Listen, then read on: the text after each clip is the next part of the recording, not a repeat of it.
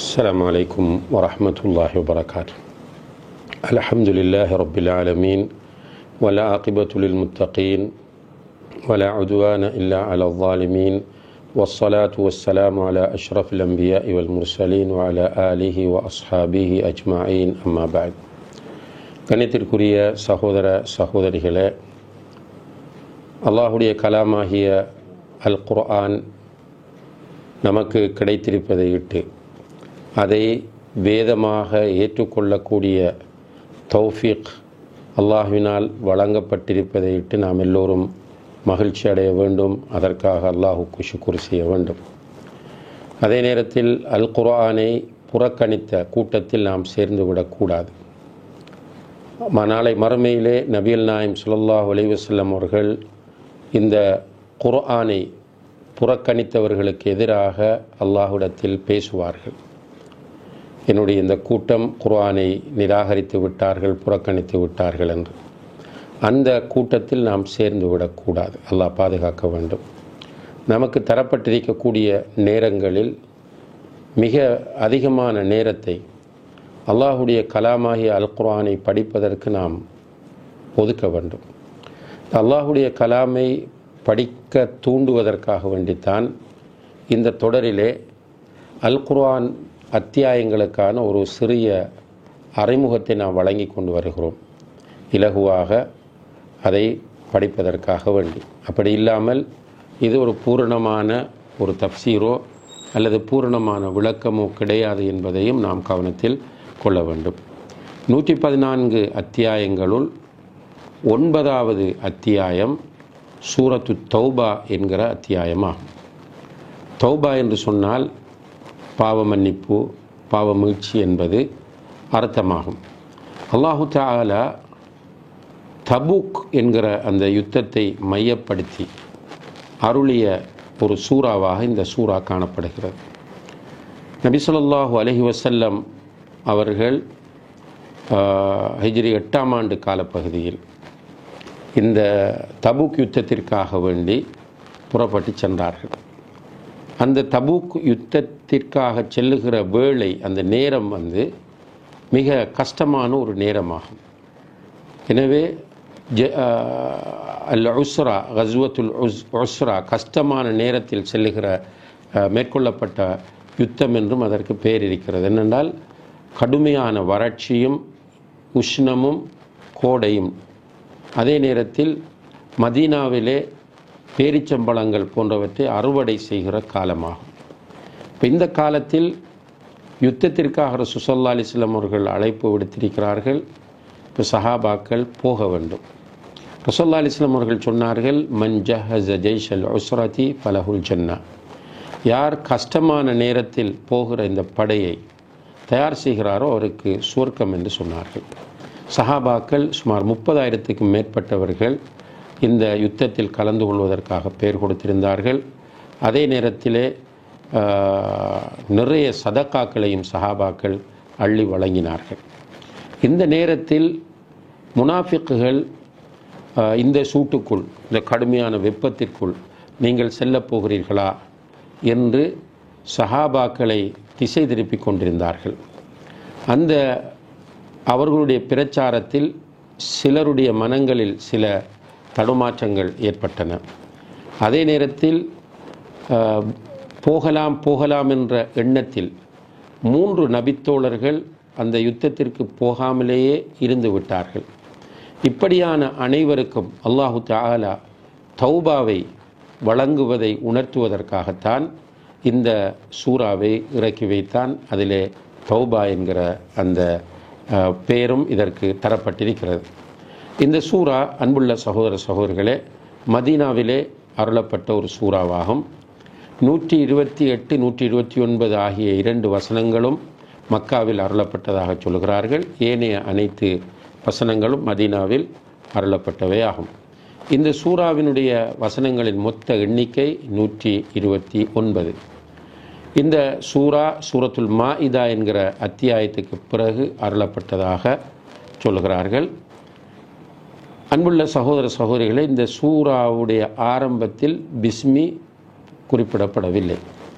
இப்போ பிஸ்மில்லாஹிர் ரஹ்மானிர் ரஹீம் என்று கூறப்படாமல் இந்த சூரா ஆரம்பமாகிறது.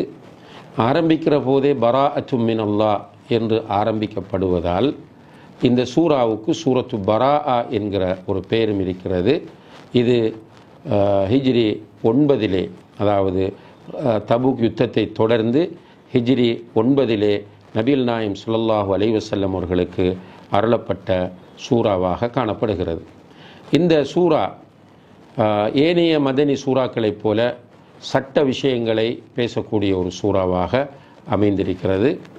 இது நபி ஸல்லல்லாஹு அலைஹி வஸல்லம் அவர்களுக்கு இறுதியாக இறங்கிய சூறாக்களில் ஒன்று என்று அறிஞர்கள் குறிப்பிடுகிறார்கள். குறிப்பாக பரா இப்னு ஆசிப் ரலியல்லாஹு அன்ஹு அவர்கள் சொல்கிறார்கள், அன்ன ஆகிர சூரத்தின் நஸலத் சூரத்து பராஅ. நபி ஸல்லல்லாஹு அலைஹி வஸல்லம் அவர்களுக்கு இறுதியாக இறங்கிய சூரத்து பராஅ என்கிற இந்த சூரத்து தௌபா தான் என்று அவர்கள் சொல்லுகிறார்கள். இமாம் இப்னு கஸீர் ரஹிமஹுல்லாஹ் அவர்கள் இந்த சூராவை பற்றி பேசுகிற நேரத்தில் அன்ன அவ்வல ஹாதிஹி சூரா நஸலத் அலா ரசூலில்லாஹி ஸல்லல்லாஹு அலைஹி வஸல்லம் இந்த மர்ஜிஹி மின் கஸ்வத்தி தபூக். இந்த சூராவினுடைய ஆரம்ப பகுதி நபிகள் நாயகம் ஸல்லல்லாஹு அலைஹி வஸல்லம் அவர்கள் மதீனா அதாவது தபூக் யுத்தத்திலிருந்து திரும்புகிற போது அவர்களுக்கு அருளப்பட்டது. அதே போல ரசூல் ஸல்லல்லாஹு அலைஹி வஸல்லம் அவர்கள் ஹிஜ்ரி 9 அபூபக்கர் சித்திக் ரலியல்லாஹு அன்ஹு அவர்களை தலைவராக ஆக்கி மக்காவுக்கு ஹஜ்ஜுக்காக வேண்டிய ஒரு கூட்டத்தை அனுப்பிய அந்த காலப்பகுதியில் இது இறக்கப்பட்டது என்கிற செய்தியை இமாம் இப்னு கஸீர் ரஹிமஹுல்லாஹ் அவர்கள் சொல்கிறார்கள். அன்புள்ள சகோதர சகோதரிகளே, இந்த சூறாவிலே அல்லாஹு தஆலா 2 முக்கியமான விஷயங்களை தெளிவுபடுத்த விரும்புகிறார். இந்த சூறாவின் ஊடாக சூரத்து தௌபா என்கிற இந்த அத்தியாயத்தின் ஊடாக 2 முக்கியமான விஷயங்களை அல்லாஹ் தெளிவுபடுத்துகிறான். ஒன்று, முஷ்ரிக்குகளோடும் இணை வைக்கக்கூடிய மக்களோடும் வேதம் கொடுக்கப்பட்ட மக்களோடும் எவ்வாறு நடந்து கொள்ள வேண்டும் என்கிற வழிகாட்டல் இந்த சூறாவிலே நமக்கு தரப்பட்டிருக்கிறது. முக்கியமான விஷயம், முஷ்ரிக்குகளோடு எப்படி நடக்க வேண்டும், வேதம் கொடுக்கப்பட்டவர்களோடு எப்படி நடக்க வேண்டும் என்பது இந்த சூறாவிலே தெளிவுபடுத்தப்பட்டிருக்கிறது. அதே போல ரசூல் ஸல்லல்லாஹு அலைஹி வஸல்லம் அவர்கள் இதை தொடர்ந்து ரோமுக்கு எதிராக ஒரு படையெடுப்பை பிரகடனப்படுத்தினார்கள். கஸ்வத்துர் ரூம் என்று சொல்லப்படக்கூடிய ரோமுக்கு எதிராக ஒரு படையை மேற்கொள்ள வேண்டும் என்கிற ஒரு அழைப்பை ரசூல் ஸல்லல்லாஹு அலைஹி வஸல்லம் அவர்கள் விடுத்த நேரத்தில் மக்களுடைய மனநிலை எப்படி இருந்தது என்பதை அல்லாஹு தஆலா இந்த சூரத்து தௌபாவின் ஊடாக தெளிவுபடுத்துகிறான் என்பதை உலமாக்கள் சுட்டிக்காட்டுகிறார்கள். எனவே இந்த சூரத்து தௌபா என்பது மிக மிக முக்கியமான சூறாவாகும். இதிலே சொல்லப்படக்கூடிய விஷயங்கள் நமக்கு ஒரு தர்பியாவாக அமையக்கூடிய விஷயங்கள் நிறைய இருக்கின்றன. குறிப்பாக முஷ்ரிக்குகள் இந்த உலகத்தில் உள்ள சூட்டை பற்றி சொல்லி, இந்த சூட்டுக்குள் நீங்கள் போகப் போகிறீர்களா என்று கேட்டபோது அல்லாஹ் சொல்லுகிறான், குல் நாரு ஜஹன்னம அஷத்து ஹர்ரா, நரகத்தினுடைய சூடு இதைவிட மிக கடுமையானது என்று அவர்களுக்கு நபியே நீர் சொல்வீராக என்று சொல்லி காட்டுகிறான். எனவே இவ்வாறு நம்முடைய ஈமானை பலப்படுத்தி நமக்கு ஈமானிய தர்பியாவை தரக்கூடிய ஒரு சூறாவாகவும், ஏற்கனவே நாம் குறிப்பிட்டது போல முஷ்ரிக்குகளோடும் வேதம் கொடுக்கப்பட்டவர்களோடும் எப்படி பழக வேண்டும் என்கிற தெளிவை தரக்கூடிய ஒரு சூறாவாகவும் இந்த சூரத்து தௌபா என்கிற 9வது அத்தியாயம் காணப்படுகிறது. அடுத்ததாக அன்புள்ள சகோதர சகோதரிகளே, 10வது அத்தியாயமாகிய சூரா யூனுஸ். சூரா யூனுஸ் என்பது அல் குர்ஆனின் 114 அத்தியாயங்களில் 10வது அத்தியாயமாகும். இந்த சூறாவிலே அல்லாஹு தஆலா யூனுஸ் அலைஹிஸ்ஸலாம் அவர்களுடைய வரலாற்றை பற்றி அதிகமாக சொல்கிறார்.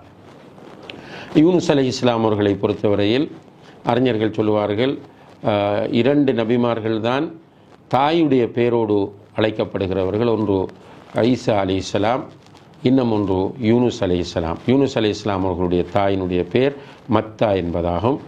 எனவே யூனுஸ் இப்னு மத்தா என்று தாயோடு சேர்த்து அழைக்கப்படுகிற ஒரு நபியாக அவர்கள் காணப்படுகிறார்கள். இந்த யூனுஸ் அலைஹிஸ்ஸலாம் அவர்களுடைய வரலாறு மிக உருக்கமானது. யூனுஸ் அலைஹிஸ்ஸலாம் அவர்களை பொறுத்தவரையில் அவர்கள் தஅவா செய்த நேரத்தில் கடுமையாக அந்த மக்களால் எதிர்க்கப்பட்டார்கள்.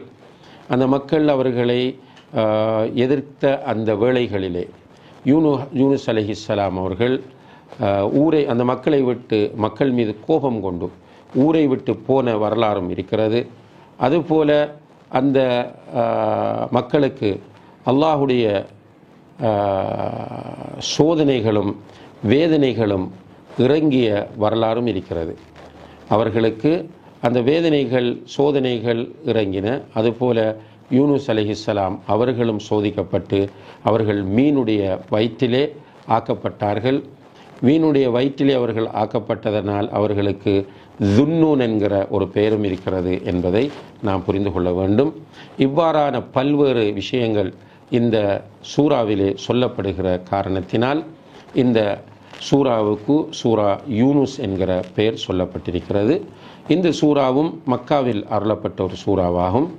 இதிலே உள்ள 40, 94, 95, 96 ஆகிய வசனங்கள் மதீனாவில் அருளப்பட்டதாக தஃப்சீர் ஆசிரியர்கள் குறிப்பிடுகிறார்கள். இந்த சூறாவினுடைய வசனங்களின் எண்ணிக்கை 109 ஆகும். இந்த சூரத்துல் இஸ்ரா என்கிற அத்தியாயத்திற்கு பிறகு அருளப்பட்ட ஒரு சூறாவாகவும் அடையாளப்படுத்தப்பட்டிருப்பதை நாம் கவனத்திலே கொள்ள வேண்டும். இந்த சூறாவும் அன்புள்ள சகோதர சகோதரிகளே அலிஃப் லாம் ரா என்கிற ஹுரூஃபுல் முகத்தா என்ற தனித்தனி எழுத்துக்களை கொண்டு ஆரம்பிக்கப்பட்ட ஒரு சூறாவாக காணப்படுகிறது. இந்த சூறாவின் இறுதியை பற்றி உலமாக்கள் குறிப்பிடுகிற போது சொல்கிறார்கள், அல்லாஹுடைய சட்டங்களை பின்பற்றி அவற்றிலே பொறுமையாக இருப்பது என்பதை இந்த சூறாவின் இறுதியிலே அல்லாஹ் சொல்லி காட்டுகிறார். அல்லாஹுடைய சட்டங்களை பின்பற்ற வேண்டும், அதை பின்பற்றுகிற விஷயத்தில் பொறுமையாக நாம் இருக்க வேண்டும். அதிலே வரக்கூடிய எந்த ஒரு சோதனையையும் எந்த ஒரு துன்பத்தையும் நாம் பொறுத்து கொள்ளக்கூடியவர்களாக இருக்க வேண்டும் என்பதை இந்த சூறாவிலே அல்லாஹ் இறுதியாக சொல்லுகிறார். இதிலே யூனுஸ் அலைஹிஸ்ஸலாம் அவர்களுடைய வரலாற்றை மட்டும் அல்லாஹ் சொல்லவில்லை, இன்னும் பல நபிமார்களுடைய வரலாறுகளையும் சொல்லுகிறான். பிரதானமாக யூனுஸ் அலைஹிஸ்ஸலாம் அவர்களுடைய வரலாறு சொல்லப்படுவதனால் இந்த சூறாவுக்கு சூரா யூனுஸ் என்கிற பெயர் சொல்லப்பட்டிருக்கிறது. இது அல்லாமல் யூனுஸ் அலைஹிஸ்ஸலாம் அவர்களுடைய வரலாறு இந்த சூறாவில் மட்டும்தான் கூறப்பட்டிருக்கிறதா என்று கேட்டால் அப்படியும் கிடையாது. இன்னும் பல இடங்களில் யூனுஸ் அலைஹிஸ்ஸலாம் அவர்களை பற்றி அல்லாஹ் குர்ஆனிலே பேசியிருக்கிறான். அது அல்லாஹுடைய ஒரு அழகான வழிமுறையாகும். இந்த சூரா அன்புள்ள சகோதர சகோதரிகளே 11வது ஜுசுவிலே இடம்பெறுகிறது. 10வது அத்தியாயம் 11வது ஜுசுவிலே இது இடம்பெறுகிறது. இந்த சூரா இதிலே அல்லாஹு தஆலா அகீதாவினுடைய அடிப்படைகளாகிய அல்லாஹுவை நம்புவது, வேதங்களை நம்புவது, தூதர்களை நம்புவது, மறுமை நாளை நம்புவது போன்ற ஈமானுடைய அடிப்படைகளை அல்லாஹு தஆலா நமக்கு சொல்லி காட்டுகிறான். அதே போல வேதங்களை பற்றிய பல்வேறு செய்திகளையும் அல்லாஹு தஆலா இந்த சூறாவிலே சொல்லுகிறான் என்பதை நாம் கவனத்தில் கொள்ள வேண்டும். எனவே இந்த சூறாவும் நாம் படிக்க வேண்டிய மிக முக்கியமான ஒரு சூறாவாக காணப்படுகிறது. அடுத்த சூறாதான் சூரத்து ஹூத் என்று சொல்லக்கூடிய 11வது அத்தியாயம். அன்புள்ள சகோதர சகோதரிகளே, இந்த சூரத்து ஹூத் என்ற அத்தியாயத்தில் ஹூத் அலைஹிஸ்ஸலாம் அவர்கள் தாவாவிலே எந்த அளவு உறுதியாக இருந்தார்கள், அல்லாஹு தஆலா ஆத் என்கிற ஒரு மிக பயங்கரமான ஒரு கூட்டத்திற்கு அவர்கள் உடலாலும் வலிமை உள்ளவர்களாக இருந்தார்கள், மிக பலசாலிகளாக இருந்தார்கள். அப்படியான ஒரு கூட்டத்திற்கு நபியாக அனுப்பப்பட்டவர்கள்தான் ஹூத் அலைஹிஸ்ஸலாம் அவர்கள். அப்போ மிக கடுமையான சவால்களை ஹூத் அலைஹிஸ்ஸலாம் அவர்கள் சந்தித்து தாவாவிலே ஈடுபட்டார்கள். அல்லாஹு தஆலா இறுதியிலே இந்த ஆது கூட்டத்தை கடுமையான காற்றை கொண்டு அழித்ததாகவும் அந்த சூறாவிலே சொல்லுகிறார். எனவே இந்த சூறா உண்மையிலே தாவா களத்திலே இருக்கக்கூடியவர்கள் அதிகமாக படிக்க வேண்டிய ஒரு சூறாவாகும். எனவே தான் நபி ஸல்லல்லாஹு அலைஹி வஸல்லம் அவர்கள் சொன்னார்கள், ஷையபத்தின் ஹூதுன் அஹவாத்துஹா, இந்த சூரா ஹூதும் இது போன்ற இன்னும் சில சூறாக்களும் என்னை நரைக்க வைத்து விட்டன என்று சொல்கிறார்கள். அப்போ தாவா பணியில் ஈடுபடுகிற நாம் இந்த சூறாவை அதிகம் படிக்க வேண்டும். இதிலே இந்த நபிமார்கள் எவ்வளவு சோதனைகளை சந்தித்தார்கள், அந்த நேரங்களில் எவ்வளவு பொறுமையாக அவர்கள் இருந்தார்கள், எவ்வளவு உறுதியாக அவர்கள் இருந்தார்கள் என்கிற செய்திகளெல்லாம் இந்த சூறாவிலே சொல்லப்படுகிறது. உண்மையிலே நாம் வாழக்கூடிய இந்த காலத்தை கடந்த காலங்களோடு, கடந்த காலம் என்று நாம் சொல்வது நபி ஸல்லல்லாஹு அலைஹி வஸல்லம் அவர்களுக்கு முன்னால் வந்த நபிமார்களுடைய காலங்களோடும், நபி ஸல்லல்லாஹு அலைஹி வஸல்லம் அவர்களுடைய காலத்தோடும், அதே போல நபி ஸல்லல்லாஹு அலைஹி வஸல்லம் அவர்களுக்கு பிறகு இந்த மார்க்கத்தை போதிக்கிற பணியில் ஈடுபட்டவர்களுடைய காலங்களோடும் ஒப்பிடுகிற போது அந்த அளவுக்கு சோதனைகள் இந்த காலத்தில் இல்லை என்றுதான் சொல்ல வேண்டும். ஆனால் நம்முடைய பலவீனத்தின் காரணத்தினால் இன்றைய சோதனைகள் பெரிய சோதனைகளாகவும் கஷ்டங்களாகவும் நமக்கு தெரிகின்றன. இந்த வேளைகளில் அன்புள்ள சகோதர சகோதரிகளே, சூரா ஹூத் போன்ற இந்த சூறாக்களை நாம் அதிகமாக வாசிக்க வேண்டும், அதிகமாக படிக்க வேண்டும். இந்த சூறாவிலே 12, 17, 114 ஆகிய வசனங்களை தவிர உள்ள மற்ற அனைத்தும் மக்காவில் அருளப்பட்ட வசனங்களாக உலமாக்கள் அடையாளப்படுத்துகிறார்கள். இந்த சூறாவினுடைய மொத்த வசனங்களின் எண்ணிக்கை 124 ஆகும். இது சூரா யூனுஸை தொடர்ந்து இறங்கிய சூரா என்றும் அறிஞர்கள் குறிப்பிடுகிறார்கள். இந்த சூரா 12வது ஜுஸுஇல் இடம்பெறக்கூடிய ஒரு சூறாவாகும். இந்த சூறாவும் அலிஃப் லாம் ரா என்கிற ஹுரூஃபுல் முகத்தஆ என்ற தனி எழுத்துக்களை கொண்டு ஆரம்பிக்கப்படக்கூடிய ஒரு சூறாவாக இருக்கிறது. அதே போல இந்த சூறாவினுடைய இறுதியில் நபிமார்களுடைய வரலாற்றை ஏன் குர்ஆனில் அல்லாஹ் சொல்லுகிறான் என்கிற விஷயம் சொல்லப்படுகிறது என்பதையும் நாம் கவனத்திலே கொள்ள வேண்டும். ஏனைய மக்கி சூறாக்களைப் போல இந்த சூறாவும் அகீதாவினுடைய அடிப்படைகளாகிய தௌஹீத், ரிசாலத், மறுமை போன்றவற்றை அதிகமாக பேசுகிறது. அதுபோல நபிமார்களுடைய வரலாற்றை மிக அதிகமாக சொல்லுகிறது. குறிப்பாக நபி ஸல்லல்லாஹு அலைஹி வஸல்லம் அவர்கள் முஷ்ரிக்குகளால் துன்பங்களுக்கும் சோதனைகளுக்கும் உள்ளாக்கப்பட்ட போது, அதிலும் குறிப்பாக அவர்களுடைய சிறிய தந்தை அபூ தாலிப், அவர்களுடைய பாசத்திற்குரிய மனைவி ஹதீஜா 2 பேருடைய மரணத்தை தொடர்ந்து அவர்களுக்கு ஏற்பட்ட கடுமையான தொல்லைகள், துன்பங்களில் அவர்கள் துவண்டு கொண்டிருந்த போது அல்லாஹு தஆலா இந்த சூரத்து ஹூதை நபி ஸல்லல்லாஹு அலைஹி வஸல்லம் அவர்களுக்கு இறக்கி அவர்களுக்கு இந்த சூறாவின் ஊடாக ஆறுதலை தந்தான் என்பதை இந்த சூறாவை படிக்கிற போது நாம் கண்டுகொள்ளக்கூடியதாக இருக்கிறது. அதே போல ஏனைய நபிமார்களுடைய வரலாறுகளும் இந்த சூறாவிலே சொல்லப்படுகின்றன என்பதை ஏற்கனவே நாம் சுட்டிக்காட்டியிருந்தோம். எனவே அன்புள்ள சகோதர சகோதரிகளே, இந்த சூறா ஏனைய சூறாக்களைப் போல முக்கியமானதாக இருந்தாலும் தஅவா களத்தில் வேலை செய்யக்கூடியவர்களுக்கு இந்த சூறா மிக முக்கியமான சூறா என்கிற அடிப்படையில் இந்த சூறாவை நாம் ஒவ்வொருவரும் அதிகம் படிக்க வேண்டும்.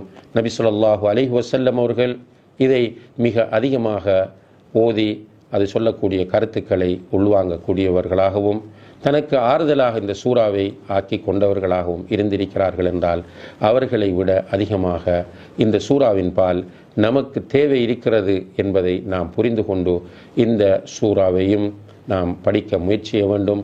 எல்லாம் வல்ல அல்லாஹ் ஜல்ல ஷானஹு தஆலா இங்கே அறிமுகப்படுத்தக்கூடிய சூறாக்களை குறைந்தபட்சம் நாம் தர்ஜமத்துல் குர்ஆனில் ஒவ்வொரு நாளும் எடுத்து படிப்பதற்கு தௌஃபிக் செய்ய வேண்டும்.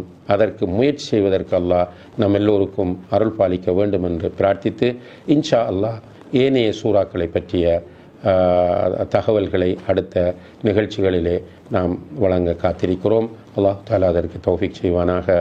வ ஆஹிரு தஅவானா அனில் ஹம்துலில்லாஹி ரப்பில் ஆலமீன். வஸ்ஸலாமு அலைக்கும் வரஹ்மத்துல்லாஹி.